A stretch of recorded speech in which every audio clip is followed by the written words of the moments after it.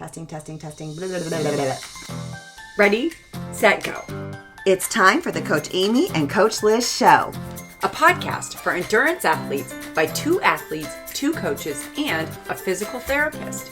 We are your hosts, Coach Amy And Coach Liz. coming to you from Kansas City.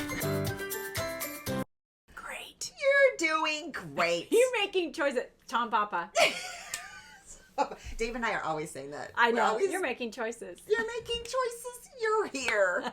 Yes. Welcome, peeps. We're back for another episode of the Coach Amy and Coach Liz show. Today we're going to talk about race plans and creating a race plan. But before we do that, Liz, give everybody an update on your foot, your healing fractured foot. It's coming along. And I went in yesterday for PT and came to find out that after being in the boot, it shut my hip off. Ooh, yes.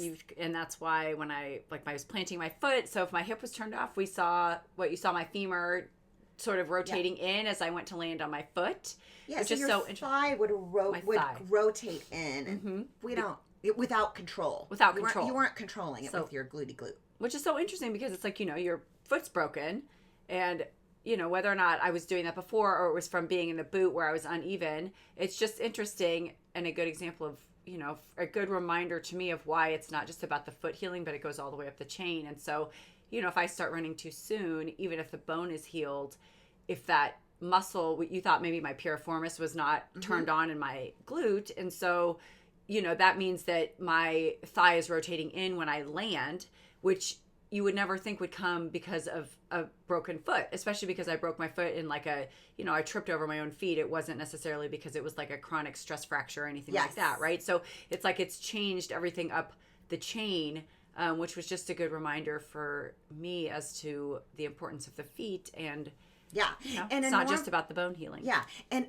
in running, a normal amount of internal rotation does occur with running, but it's the control of that internal rotation. And I don't remember that being a problem with you before. So especially on that side. Right. And so when I saw that yesterday, I was like, oh, okay, yes. And in combination with you saying my hip kind of feels off on that side anyway. So you were already, because you're so in tune to your body, feeling something was off. And then that was notable. And I do believe it was because you were immobilized in that boot for so long that it changed your gait pattern at the time and just kind of turned. You didn't need that muscle as much. Yeah. Because that whole, the knee down was, just below the knee and all the way down was immobilized. And so it changed that activation of the muscles there. And we just need to turn it on like a light switch. It's not going to take long. It was very hard, though. I will tell you, it's very humbling. I'm like, and my ass has stopped working. but the little light switch will turn on and it'll be good and you'll get it strong and it'll be great. And you also got to do something, an advancement. What was your advancement? I got to jump. You got to jump on. But apparently, what you said something about he was watching me jump, and apparently my form's a little, I don't know. She's this is how it must look when I swim, which I did not take it as a compliment that my jumps were looking just capiche. Okay. Well, now see, the only reason I knew I could be honest with you, and I have to tease you, hilarious. And it's only fair It's because, fine. But you're actually the hips down looked great. It was what you were doing with your arms. You were just little stiff, robot arms. It was really cute, you guys. She's adorable. I should have taken video. Oh yeah. Okay, but and you worked on, what was my cue for you to work on when you were jumping? Something we've been talking about. Activating those muscles right the split second before. And you did such a good job. And not thudding like a large gorilla crossing the floor. Yeah, not an elephant. Boom, boom. So great job. All right, so let's talk about both of our athletes, your athletes and my athletes. We have them create a race plan before they go into a race, maybe a week or two ahead of time. And with triathlon, it is so critical because there's so many different factors and things going on. But I like to do it with my runners as well because, there's some logistics and some things you really need to, when you get up, what time you're leaving, where you're going, the things that you need, and then the plan throughout the race, what you're going to do. So tell me a little bit about what you ask people in for out of their race plan? Oh gosh. I mean, I do, like, I have started doing a race plan, yes, for the logistics, also for the mental preparation, because there's so much, especially, I mean, I've got 5 athletes heading in to do Ironman Arizona in a couple weeks, and it was actually about a month out I started having them, like, and people do race plans very differently, and I have gotten them on Crayola on a back of a napkin. Yeah. Some people, I get spreadsheets. So it's very different. So there's certainly not a correct way. And one of the biggest parts of that I try to impress upon my athletes is the very specific visualization that you're going through as you're writing it, because of all of those details. The more you've exposed your brain to it, the more you can have calm focus, especially through a day like Ironman, where there's so much that can go wrong and you don't want a lot of extra noise. You want to just do what you've practiced. And so really a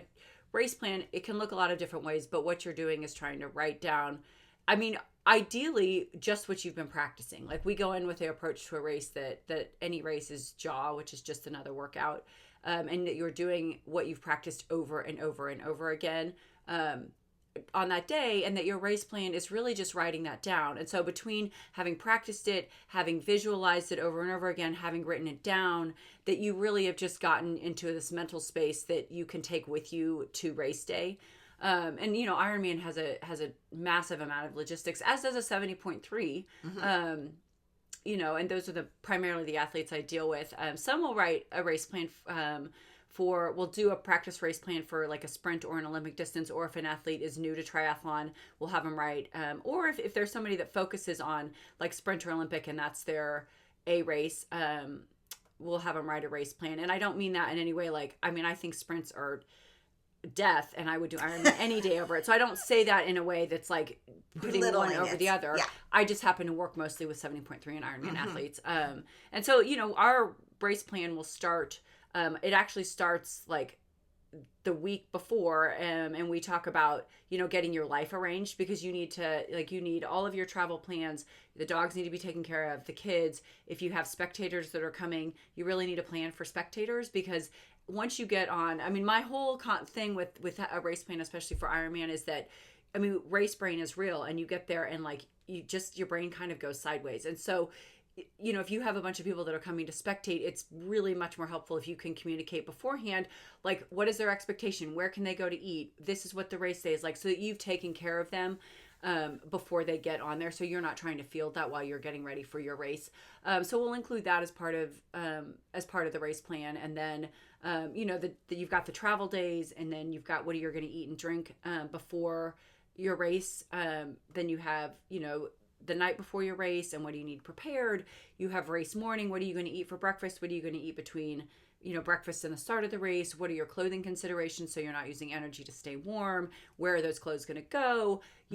For Ironman, what goes in your transition bag versus what can be at the, I mean, there's a huge number of logistics, and especially if you haven't necessarily seen an Ironman or gone through it, it's a race plan is something that we take a long time to go through, because it's not helpful for a race that size to write that up in a day when you're feeling stressed about race. So we start way out and go through it. And then they send it to me, and I send back, we've got some questions. Yeah. Like I said, no 2 race plans really look the same. There's thoughts for consideration. It's really a partnership, and it just helps. It's part of the preparation process. And yes, there's logistics, but there's just a lot more that goes into it. Yeah. It is. It's good to talk about, when you're reviewing that race plan, it's like, oh, well, okay, so remember, what are our goals now? And they could have shifted from when you started training to the middle of training to now we're getting closer. What are our goals? Oh, what's the weather going to be like? I mean, there's some new challenges for you. So it's not just, like the logistics, like what you're going to eat, but also like, where's your headspace? What's our plan? Anything being adjusted? I do the same thing with my athletes. It's quite a bit simpler with a run, because if you forget anything, if you have your run shoes, you're good. You can pick up some clothes, which is amazing. Versus your helmet needs to be your helmet, your bike needs to be your bike shoes need to be your bike. You're not going to find last minute all of this stuff. It's crazy. My palms are sweating now just thinking about that 70.3 I did in 2018. It's been a long time. Which, if somebody's listening, I'm going to bring it down a notch. Yeah. And just remind everybody that is why you practice it. And Yeah. that's why you wear your race clothes for those weeks, in the months leading up. And you Yep. do all of that stuff, because if that becomes habit, it is much less amped up when you go to race. Yes, true. And also, like, I think for maybe a week and a half or so, I had a temporary table set up in my bedroom with all my things that I was packing. And I had these note cards with big black Sharpie that said, here's the things you need to add that you're still using that you need to add. Absolutely. So it was just being prepared took all the stress out of it. And like you said, the practice too. And that's so part of, so we've gone through and we've written this race plan in a relaxed fashion. Like none of this is helpful to do in a pressure cooker. Yeah. But you do make those lists. And then, as you're packing, like, putting things in Ziploc bags and like making a list of what's in the Ziploc bag. And then, that way you've packed. And again, it's you have everything you need, but it's also rehearsing in your brain, getting into that brain space where things like you already are familiar with what you need. And then when you get to the race site, you're unpacking in those same fashion. And then you've set aside a chunk of time to unpack that stuff and go through it again. And, especially because you get to the race site and not only do our brains go sideways, but you start looking around. And, there's lots of new things at the expo, and people, people in triathlon many of them, the ones who are the most obvious when you go on site to a triathlon are the people who are very like showy about their gear and all of that kind of stuff. They really want to throw around like the numbers and all of the stuff, and like whether or not they know what they're talking about or they're using all of that stuff really doesn't matter. It has no effect on you. Like, it doesn't matter if someone who's showy actually knows what they're talking about or they're not. It can feel to you like maybe all of a sudden you don't know what you're talking about. And so we want to insulate against that and help us stay in our lane. And you're just rehearsing over and over and over again what you need to do. And it helps just sort of create like a barricade around walking into that expo and all of a sudden seeing these people that, maybe they look very serious and scary and like they've got like a 12 pack. And, which doesn't mean they're going to do well, but it's hard not to look at that sometimes and think that they, have a place to be there and you don't. And that's just not true. Yeah. And then to think, and that is another thing that's an interesting point that you make is that expo, because so many times I've been with the runners on our group trips or just seen this happen to athletes of mine who go to the expo and then see something new and fancy and shiny and think that that's going to help their race. And it can guarantee you right now, 100%, it's not going to help you. Well, it's just not a good idea to throw a monkey wrench in there. Nothing new. Yeah. So I got this race plan from one of my athletes. She is training for a half marathon, and I've been working with her for a few races, coached her a few times now, and I've watched her the development of her own race plan evolve over time and how she's learned what it needs to be in that race plan. And one of my favorite things, I was just so happy to see this, was she separated out her goals because, again, we review them ahead of time, like based on the training and everything. And she had her dream goal set was finish a certain time, right? That was the best case scenario. Everything went amazingly because when the stars align on race day, that's rare. So she has that dream goal. Then she has her next best goal is to hold a certain pace. For her, that was important because we worked on pacing this time around. And then maybe that will get her to a new PR. And then the real victory, which I love to see this, was finish the whole thing, run happy, healthy, and strong. And I was like, yay, because there's always that. It's always the goal is to finish. I mean, that should always be one of your goals because anything can and does happen. And to take enjoyment out of that day, this is your day to celebrate all the hard work that you've done. So I was just really happy to see her evolution of her personal race goals looking like that. Yeah. Well, and it's good because, when we talk about race plans, I mean, they need to be rooted in like the reality of the day, right? Yes. And so it's not like we focus a huge amount on process goals. Like my athletes may list sometimes, but certainly like if they're writing out a race plan for the swim, I want to know, what are you wearing in that morning so that like you're moderating your body temperature, and what is the first 200 going to look like and the first 500, and what are you going to be dealing with that in that space? And then, so that because your process goals will help you reach your time goals, but if you're not managing the process, then those time goals, like you start making decisions based on the times and not based on what's going on in front of you.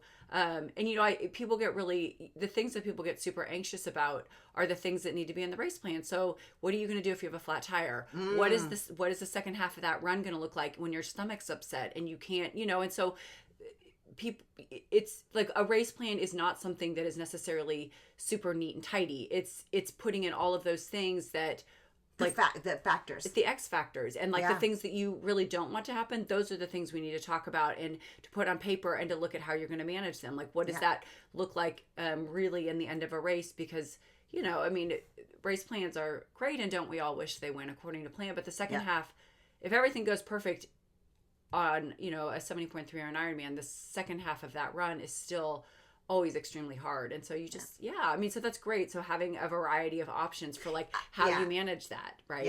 Yeah. And then the other thing in like for, at least for runners, what I have, and it's similar in that what you're saying is like, oh, what's the second half of this run look like? Or, you know, I've had a couple of people recently that have trained for their first full marathon, right? And it's that prep. I kind of break it down into 10Ks for some of my people. That's what works well with their headspace. And no matter if it's your first race or you're running as hard as you can for your PR, how experienced you are in terms of in the marathon world, and even in a half marathon, it's that last segment of the race, those last miles of the race, that last 10K in a marathon. It's tough no matter what, no matter how hard you trained. That's what makes it, you're racing. That's tough. Whether it's the first time you've done it or the last, or the millionth time you've done it, it's still going to be hard. Well, and if you want that last part of your event to be successful, it requires that you have managed the first part, right? Mm-hmm. And every 10K. You don't if you can't do something at the end of your race, you don't do that thing in the beginning of the race, right? And that takes a lot of self-control. It does, and it's really hard to teach. You can talk about it all you want, and then you have to go experience it and make the mistakes that happen.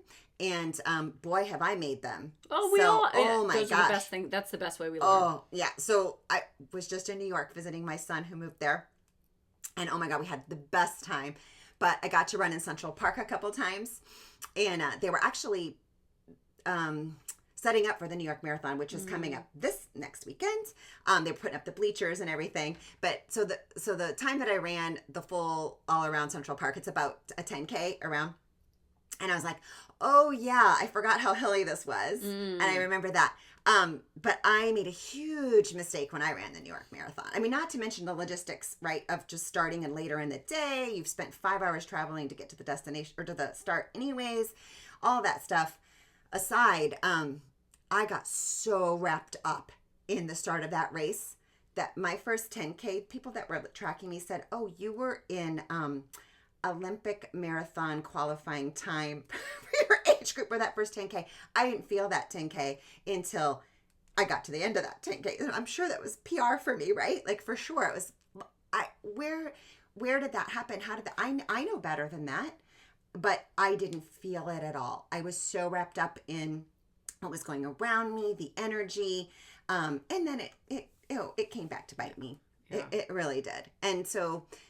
But you remember that better than anybody telling you that would. And that's, that's like, I think people think that I'm just crazy because I harp on that first like 3 to 6 miles off the bike. Holding back all the time. Yeah. All the like over and over and over again because you don't necessarily feel it even in an Ironman, which is crazy. Who would think you could come off of 112 miles on the bike and like feel like you're floating on air for your first 5 or 10K? And you do. Well, at least for the half, I felt that way, and your voice was in my head. You gave me a heart rate to stick to, which I hate, but I did it. But I mean, that made all the difference. Yeah. So, anyway, what were we talking about? Race plans.